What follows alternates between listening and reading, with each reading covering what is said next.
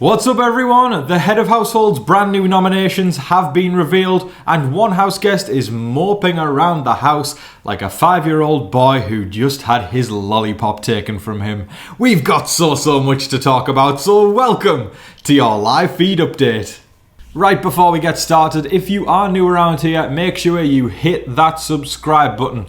I'm here every single day of the season telling you everything that you need to know about what's going on in that crazy house. So if you hit the subscribe button, I got your back and I'm going to make sure that you know everything that's going on Big Brother 27. But also hit the like button. That one I really can't hammer home enough. It really helps me out as a smaller content creator. That algorithm, it's crazy, trust me.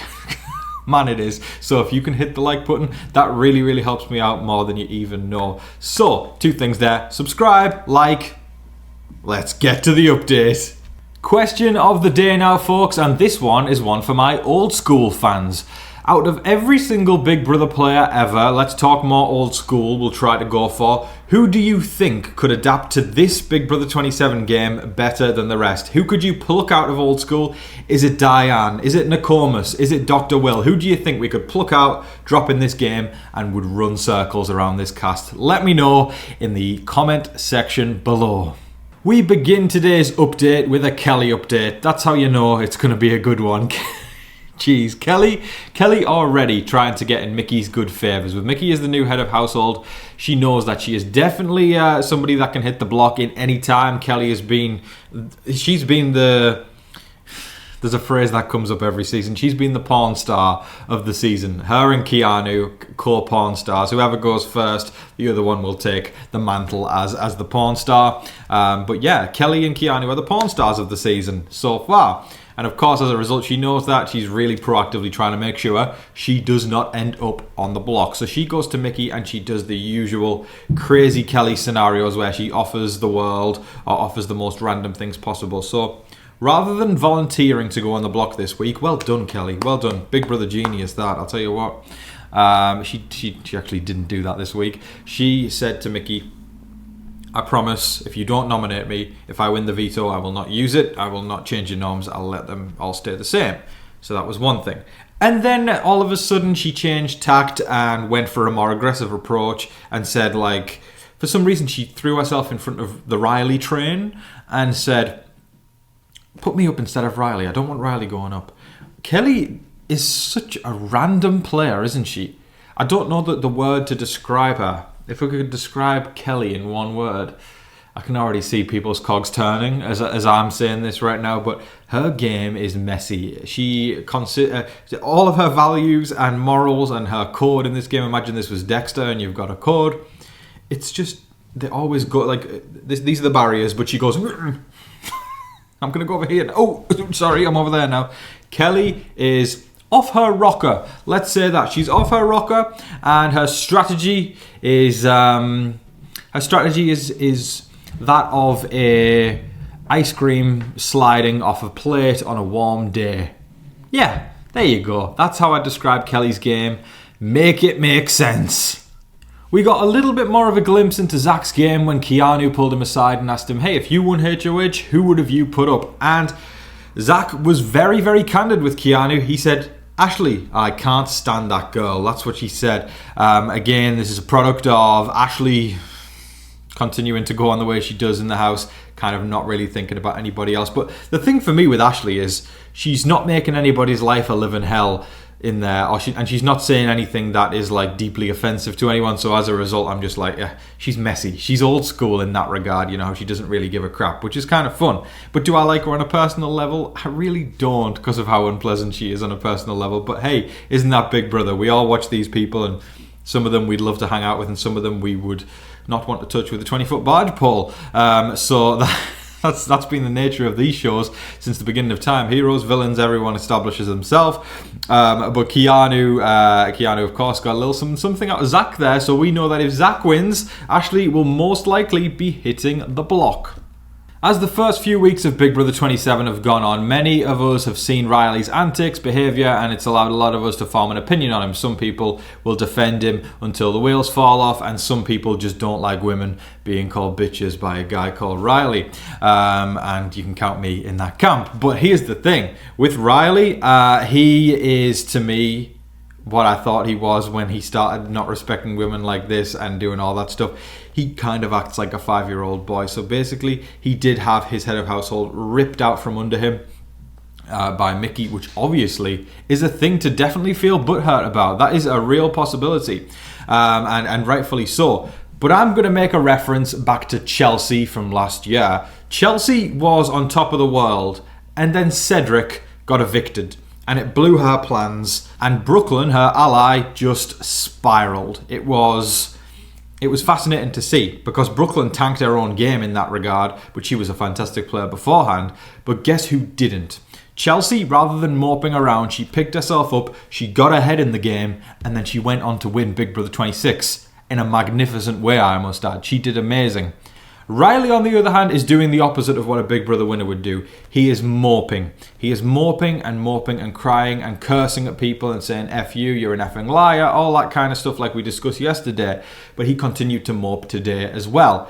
So much so to the point where the person he's interested in, Kat, Kat, who he's asked to sit on his lap so many times, and Kat, who he says, Daddy will show you how to her. Kat basically has to step up and almost, and I'm not exaggerating this, it's almost like watching a mom apologise for her 5-year-old son's tantrum. She has to go around the house justifying and apologising to people that Rylie has done that stuff, because Rylie wasn't going to put himself out there yet. So that was really fascinating to watch. Genuinely like a mom telling her 5-year-old, 6-year-old, hey, don't do that. We're not supposed to act like that, young man. Or apologise and say, oh, I'm so sorry for his tantrum, all that kind of stuff. It's like a mom mothering a 5-year-old boy. That's genuinely what it was like. Rylie later in the day did eventually apologise, probably after he saw Mommy doing it the entire... Sorry, did I say Mommy? I meant Kat. I meant Kat, the person who was basically going around like his mother. When the nomination ceremony came around, it was Mickey's turn to put 3 house guests on the block. And she decided that her nominations would be Kelly, Keanu, and Rylie. So there we go. New person on the block in the form of Rylie, but Kelly and Keanu, of course, remain the porn stars of the season. Now, in regards to who Mickey wants out, that's another story, because she said conflicting things to different people. She said Keanu to some people, and she said Rylie to some people. I really think she's one of those head of households that doesn't have a specific target, but she is just hoping if Keanu goes or if Rylie goes, I've had a successful reign. And quite frankly, if I could rank Mickey right now, she's almost at the top of the house, in my opinion. Her getting massive blood in her hands wouldn't really benefit her game, because she would become a target. So taking out a vote that would be against her, which is Keanu, because Keanu would put her on the block and Rylie would put her on the block. She's taken somebody out that would work against her. Can't say the same for Lauren's head of household or Jimmy's, because it was all just kind of all over the place of, I just want to do what the house wants and not upset anyone. Okay, sure thing. Take yourself outside and lock the door on your way out, because you're not welcome back. I'm just going to take the welcome mat off the front porch there, because I do not have time for people who do what the house wants. If you want to do what the house wants, stay at home. Do it for your own house, not somebody else's, not CBS's. All right, get gone.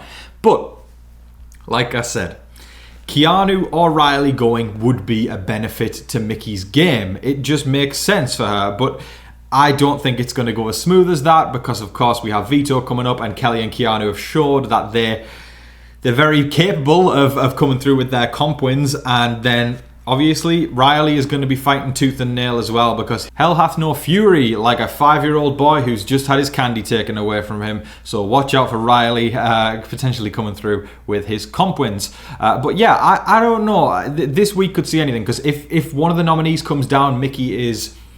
I feel like I can say pretty confidently that if one of them comes down, Kat would be the one who would go up. But Rylie has also discussed in the event of him winning the power of veto that he would save Kat. Let's talk about that. You've known this girl for 3 weeks. going to say it again. You have known this girl for 3 weeks. You have family back home that would die for a chance at $750,000. One more time. You have known this girl for 3 weeks, and I don't even think she's that into you. I think she's kind of keeping him on a string while she's in there because it kind of helps Kat's game. But Rylie isn't. I feel like he kind of just not taking no for an answer. You know, he really, to me, he just seems like he wants to get laid. That's kind of the energy I have from Rylie. And if using the veto on Kat, is that going to make you think that she's going to be into it?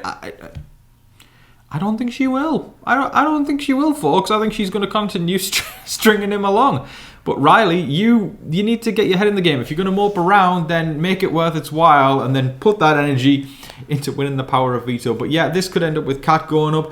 But I feel like because of the incident in which Ashley was able to pull the wool over to Riley's eyes about the overthrow HOH and how it was her and not Mickey, makes me think that they can pull the wool over his eyes again and make them think that Kat isn't going to go on the block.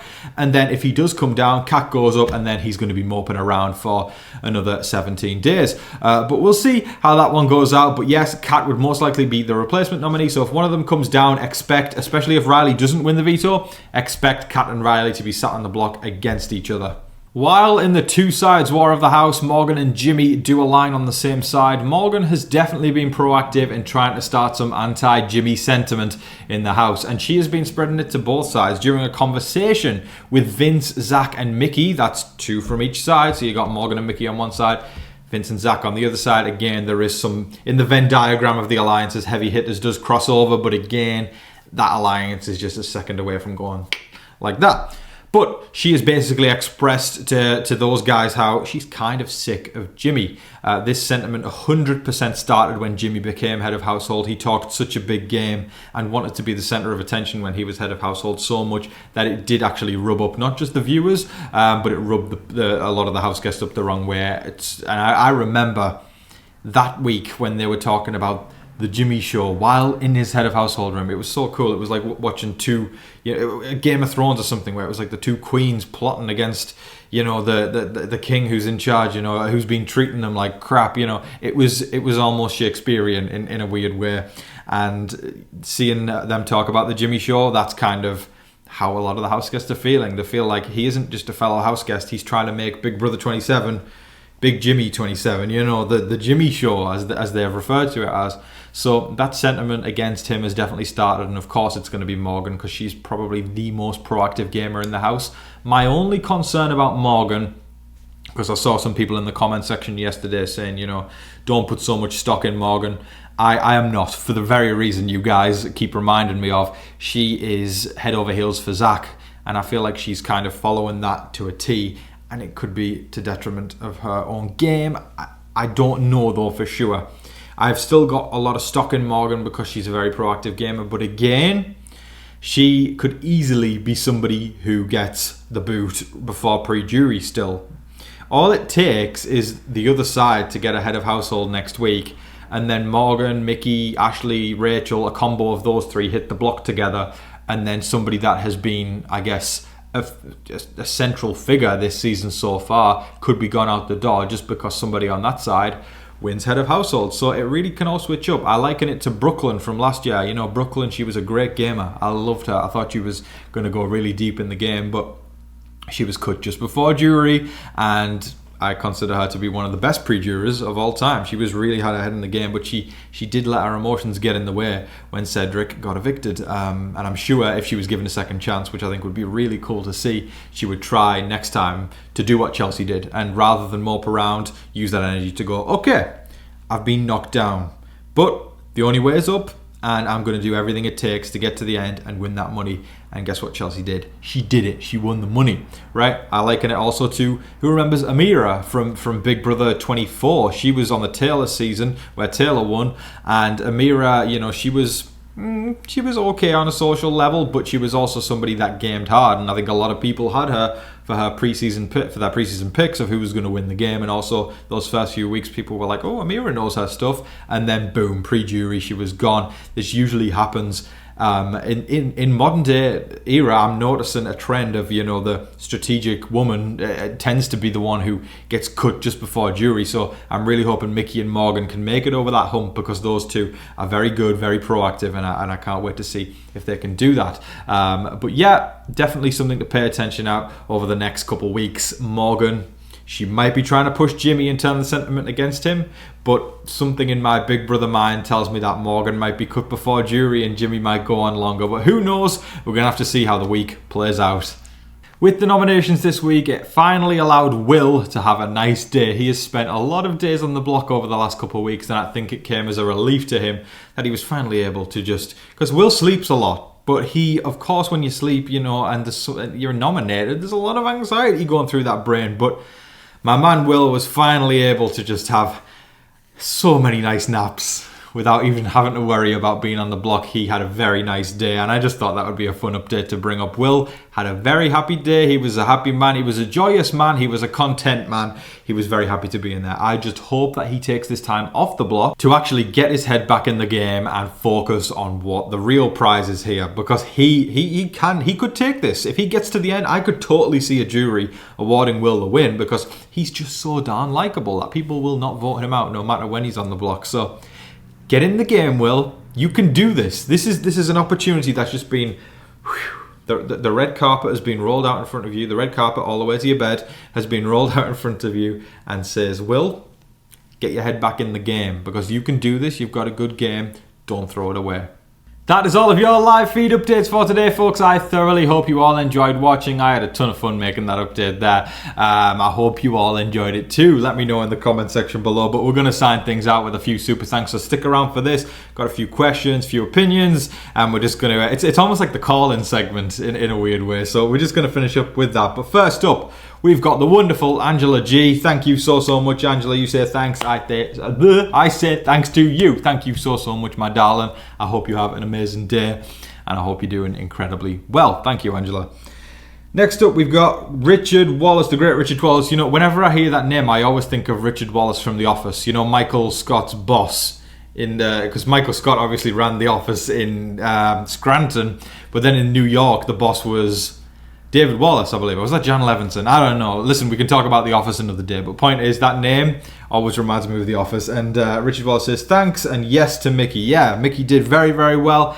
Glad that you're getting a good week out of this as well, Richard. It's always fun when there's a house guest that a lot of us support that gets head of household, you know. I think everyone should have that slice of the action and have somebody there like win at some point. But I know a lot of people like Mickey. I think that's somebody that a lot of people can agree on more than a lot of the others. So definitely a great week. Thank you so much, Mr. Richard Wallace.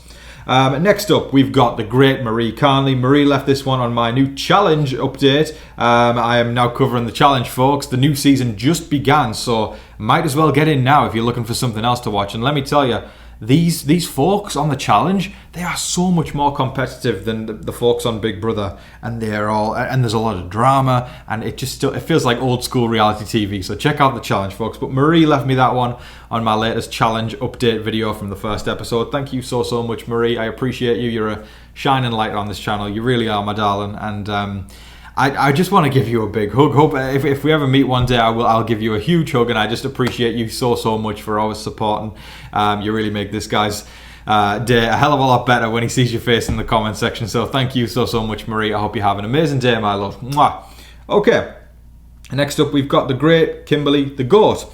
Kimberly says, I'm so excited that you are covering the challenge. Big Brother and the Challenge are my all-time favourite shows. I've never missed an episode of either one. Wow, that's impressive. I'm not subscribed to a streaming service that the challenge plays on as of yet, but I will be getting one of them added very soon. I can't wait to see your update. On another note, I'm a little concerned that you haven't received the postcard that I sent you with Luna's picture on it. If you did receive it and you showed it, I missed it, but I sent out 2 and the other ones got here several days ago, so I'm hoping yours didn't get lost. Don't worry. I picked up a few postcards from the PO box the other day, and I'm waiting for a few of them to pile up. I took someone's suggestion that I think I'm going to do a mail day video. So because the segment does go on a bit at the end, so I thought it would be nice to just do a mail day video. So I'm waiting for things to pile up a little bit more, and yours might be in there. It is. I should just let that get away. But yes, I'm gonna read all those out on a mail day video coming very, very soon. She was so excited for you to see her face. Hopefully you'll get it soon. Have a great day. And Sam is such a cutie. I couldn't have put it better myself. Thank you so much, Kimberly the Ghost. I appreciate you, my darling. And like I said, mail day coming very, very soon. I thought it's special, isn't it? So let's just dedicate a whole video to it. That's how I feel about it. So thank you, Kimberly. Then next up we've got the wonderful Raven Picks. Raven Picks, long time supporter of this channel. Appreciate you, Raven, my darling. I hope you're having an amazing day, and I always love seeing you down there in the comment section, so thank you, my darling. Raven says, who do you think will be out first, Ashley or Morgan? My big brother Gut. Ashley. No. I see two scenarios. I see the natural pecking order, which is Ashley way lower than Morgan on the totem pole. But I also see what I discussed earlier in the video about the Amira and Brooklyn situations where the strategic lady sometimes gets cut, you know, before jury. So that could happen as well. But I'm going to stick with Ashley. Watch this space. Thank you so much, Raven. I appreciate you. And then last, but certainly not least, we've got the wonderful David Cushmore. What a perfect way to end. David Cushmore says, Rylie needs to watch his back if he wants to stay in the game, right? He needs to stop getting Kat to do it for him. I think Mickey gets the HOH takeover, but can only use it once just for this week. Keanu needs to win HOH next week if he's going to take the chance to go against Rachel, and Rachel needs to play defense to get Keanu out. The power takeover reminds me of Big Brother 11 when Jeff used it. Morgan has to start winning some games if she wants to go all the way to the end. Kelly, keep doing what you're doing in the house. Hey, it's working. It's weirdly working. And WWE SummerSlam is this weekend on a 2-night event, Saturday and Sunday. Who is your favourite match to watch at SummerSlam? Tom, drink Starbucks, coffee, and eat M&Ms. I will say thank you so much, David. I am joyed that it is SummerSlam weekend.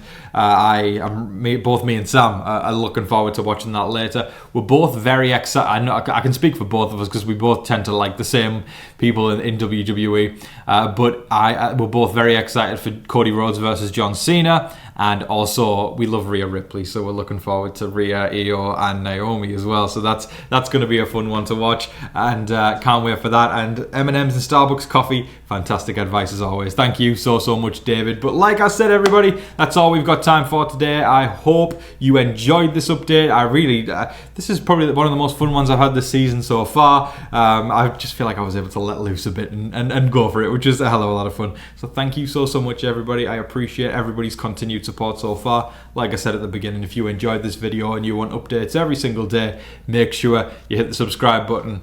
We have fun like this all summer long, all season long. I guess we're running into the fall this year with the season. But yes, thank you so much, everybody. I hope that you're all staying safe, staying positive, and staying healthy out there. And remember, be kind to one another. But in the meantime, please don't forget to like, share, comment, subscribe to all of that wonderful stuff. But until your next live feed update, I've been your host, Tom Vasey. Say it with me, gang.